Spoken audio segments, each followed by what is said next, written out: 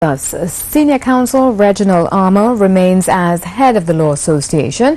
Jerry Brooks also retains his position as vice president. This after a motion of no confidence against the two men collapsed this afternoon. The motion was aborted after several members said they had been misled. One of the movers of the motion, Wayne Sturge, said he was successful in embarrassing the head of the association into speaking out on the Strategic Services Agency bill. Melissa Dasrath filed this report.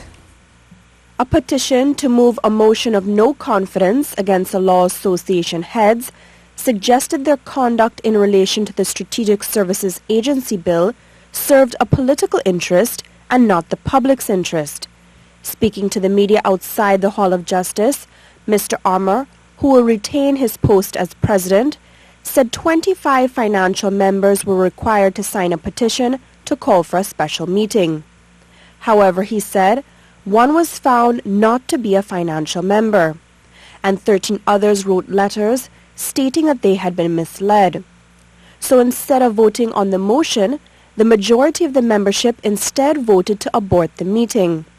It's a very unfortunate descent by our profession into an undesirable practice by misguided people who are seeking to promote their own individual agendas. It is undermining the legal profession. It is bringing the legal profession into disrepute.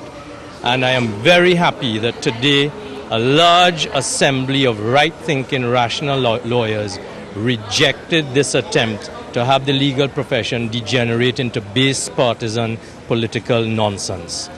In June, 30 members, including opposition senators Wayne Sturge and Gerald Ramdeen, former Attorney General Annan Ramlogan and Robin Montano, signed the petition, following a meeting with the Law Association President and Vice President and Attorney General Farah Sahrawi concerning the SSA bill back in April. One of the movers of the motion of no confidence, Wayne Sturge, said they were successful in prompting the Law Association to speak out on the SSA bill. Well, the Law Association was clearly embarrassed into action. Before this petition came up, they kept silent on issues that favor the government. They didn't come out and speak on the SSA. The membership would have had to decide if they should be unseated, if their conduct was so egregious to unseat them. And that was just one issue.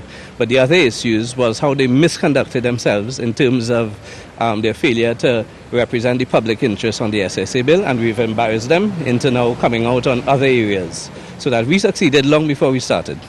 Meanwhile, Senior Counsel Israel Khan said political allegiances have caused a split in the association.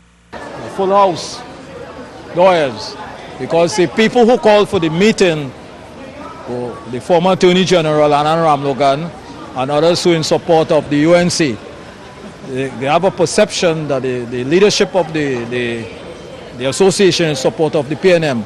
So they bought the tribes out, both tribes, and they abort the meeting. The Law Association president said disciplinary action may be taken against those who signed the petition. But Mr. Sturge expressed no worry, instead saying more petitions may be in the works. Melissa Dasrath for C News.